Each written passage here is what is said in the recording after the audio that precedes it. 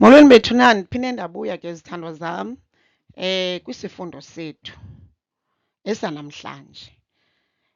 Ndizawumane ndiqononondisa ke ukuba ubhale kwigqibhukhu yakho, yongeza amanqakwana akho nolwazi.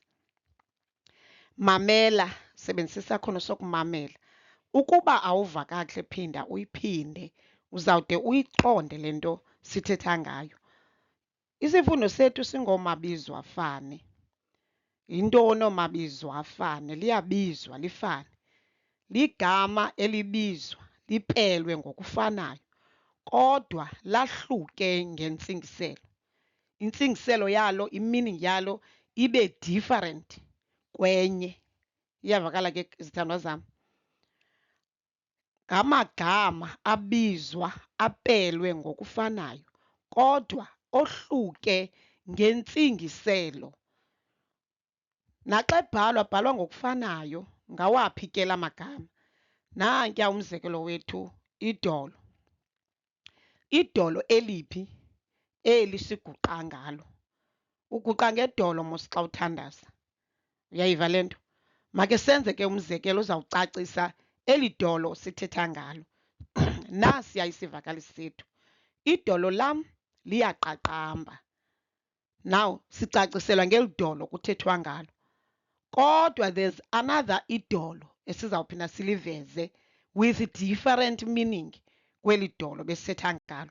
Make silibone ke eli dolo lesibini. Naliya idolo ligophe kwindlela yemoto. Isivakalisi sethu esicacisa eli dolo sithetha ngalo. Imoto katata yabhukuqa kweli dolo yaphela tu.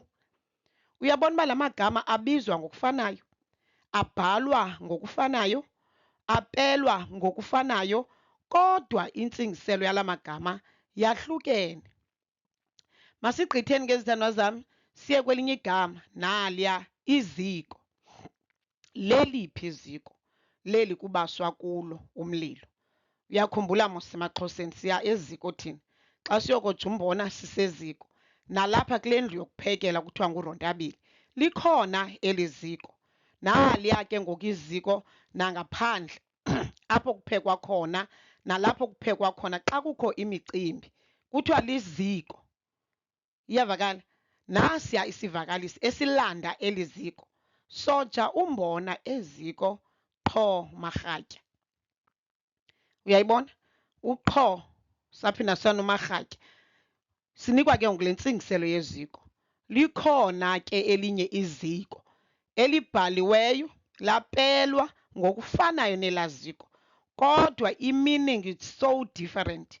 Masiye leli kufunyanwa kulo iinkonzo zoluntu, ezemfundo, ezolimo okanye elolimo iziko. Masiyeni ke phaa zithandwa zam. Nasiya isivakalisi esisilandayo. Ndiphangela kwiziko lezemfundo. Uyabona uba eli ziko lohlukene nelaa ziko. Leli abekubaswe kulo. Eli yi-Department of Education. Masihambe ke ngoku nalo mabizo afane ethu. Sibe ulusu. Sorry. Yinyama yangaphakathi. Naba ibhenerhothi yethu. Oopensi, amathumbu, izibilini, oopensi, yonke laa nto leya. Sithi lulusu mos. Nasiya isivakalisi sethu esisicacisela ngolu lusu sithetha ngalo. Kuphekwe inyama yangaphakathi ekhaya namhlanje.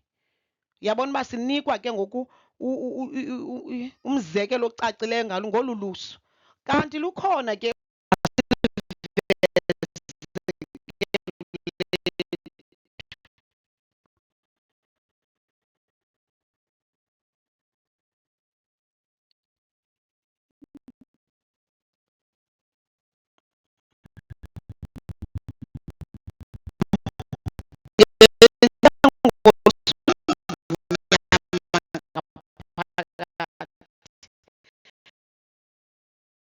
now sithetha ke ngolusu siskin sakhe sihle si-beautiful. Siyavana zithandwa zam, uthambisa ntoni? Ulusu lwakho luhle. Uyayiva? Uyayicacisa ke ngoku. Masiye phaa kwelokugqibela ke ngoku, umzi. Umzi isityalo esikhiwa ngasemlanjeni esisetyenziselwa ukwaluka ukhukho.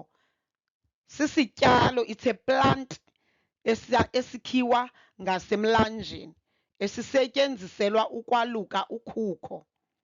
Nasiya isivakalisi esisicacisela ngolo mzi. Oomakhulu boluka imizi ukuze baqalise ukwakha amakhuko abaza kuwathengisa imizi.